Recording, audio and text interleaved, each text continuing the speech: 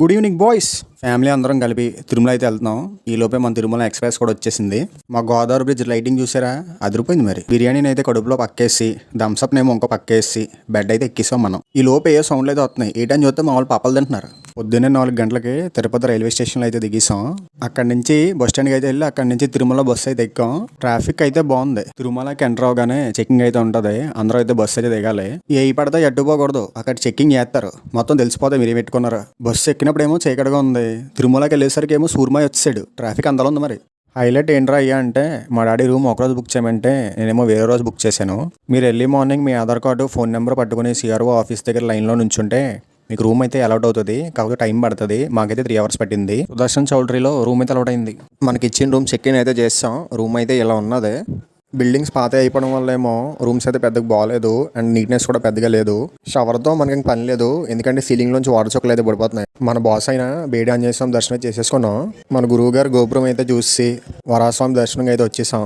తిరుమలకి వెళ్ళిన ప్రతి ఒక్కరు కూడా వరాస్వామి దర్శనం చేసుకున్న తర్వాత వెంకటేశ్వరం దర్శనం చేసుకోవాలి. మా చెల్లి నేను అయితే అంగప్రదర్శన టికెట్లు అయితే బుక్ చేసుకున్నాం. 12 గంటలకు అయితే కోనేరు దగ్గరికి వచ్చేసి స్నానం చేసి 1 గంట కల్లా వైకుంఠం మన కాంప్లెక్స్ దగ్గర రిపోర్టింగ్ అయితే చేస్తాం. సుప్రభాత్ సేవ అవగానే మనల్ని అయితే దర్శనం అయితే పంపిస్తారు. దర్శనం అయితే చాలా బాగా జరిగిందండి. వెంకటేశ్వర స్వామిని కల్లారా అయితే చూసుకున్నాను. దర్శనం చేసుకున్న ప్రతి ఒక్కరికి కూడా ఒక లడ్డు అయితే ఫ్రీగా ఇస్తారు. టైం వచ్చేసరికి పొద్దున్న 5:15 అయింది. అప్పుడే జనాలు అందరూ చాలా ఫుల్ గా ఉన్నారు. పెద్ద లడ్డు వచ్చేసరికి ఏమో 200 రూపాయలు అండ్ చిన్న లడ్డు ఏమో 50 రూపీస్.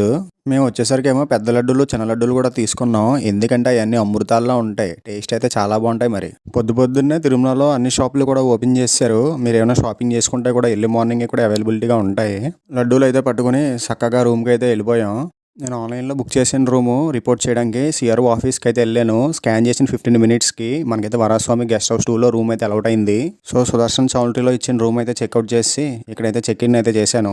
ఈ రూమ్ అయితే బాగున్నది, చాలా నీట్గా మెయింటైన్ చేస్తున్నారు. మీకు నెక్స్ట్ రోజు కూడా దర్శనాలు ఉన్నాయనుకో 24 hours అయిపోయిందని చెప్పి రూమ్ చెక్అవుట్ చేయాల్సిన అవసరం ఏం లేదు. ఎక్స్ట్రా ఫేర్ అయితే తీసుకుంటారు అంతే. అదే రూమ్లో ఉండొచ్చు మీరు. November 3న మా పేరెంట్స్ పెళ్లి రోజు అని చెప్పి కళ్యాణం టికెట్స్ అయితే బుక్ చేసాము. మా పేరెంట్స్తో పాటుగా మా చెల్లిని కూడా కళ్యాణానికి అయితే పంపించాము. అది ఎలాగంటే 300 రూపీస్ ఎక్స్ట్రా కట్టి మీ పేరెంట్స్తో పాటుగా మీరు కూడా వెళ్ళొచ్చు. కాకపోతే అది ఓన్లీ లేడీస్కి మాత్రమే, జెంట్స్కి అయితే అవైలబిలిటీ లేదు. అలాగా మా వాళ్ళకైతే దర్శనం చాలా బ్రహ్మాండంగా అయితే అయిందంట.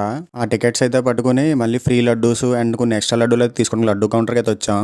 లడ్డూలు అయితే కలెక్ట్ చేసుకుని చక్కగా రూమ్కి అయితే వెళ్ళిపోయాం. ఇంకా తిరుమలలో ఉన్నదైతే 3 రోజులు. మధ్యాహ్నం మాత్రం ఖచ్చితంగా శ్రీ వేంగమమ్మ అన్నదాన సత్రంలోనే భోజనం చేసేవాళ్ళం. ఇక్కడ ఎప్పుడు కూడా మీకు నిత్య అన్నదానం అయితే జరుగుతూ ఉంటది. ఎంతమంది వచ్చినా కూడా ఇక్కడ అరిటాకులు అయితే భోజనం పెడతారు. అండ్ ఆ ప్లేస్ ను కూడా చాలా నీట్ గా అయితే మెయింటైన్ అయితే చేస్తున్నారు. ఎంతమంది వస్తారంటే వచ్చిన ప్రతి భక్తులు కూడా ఎక్కడైతే భోజనం చేసి వెళ్తారో చాలా తృప్తి చెంది వెళ్తారనమాట. అంత బాగుంటది మరి అక్కడ అన్నదానం. అరిటాకు వేసి దేవుడు ప్రసాదం వేసి కర్రీ వేసి పచ్చడి వేసి రైస్ వేస్తారు. టేస్ట్ అయితే అమోఘం, అద్భుతం. అది అంతా తిన్న తర్వాత మళ్ళీ రైస్ వేస్తారు, సాంబార్ వేస్తారు, మిరియాలు చారు వేస్తారు, మజ్జిగ కూడా పోస్తారు. మీరు సంతృప్తి పడే వరకు తినండి. కాకపోతే అన్నం మాత్రం ఎట్టి పరిస్థితుల్లో కూడా వేస్ట్ చేయకండి. ఎందుకంటే చాలా మంది భక్తులు కడుపు నిండుతుంది ఇక్కడే. కొంతమంది భక్తులు ఇక్కడ అన్నదానం అయితే స్వీకరించుకుంటూ వెళ్ళిపోతున్నారంట. ఎందుకు అలాగా? ఇక్కడ భోజనం చేయాలంటే పుణ్యం ఉండాలి, తప్పకుండా చేసేయాలండి అందరూ.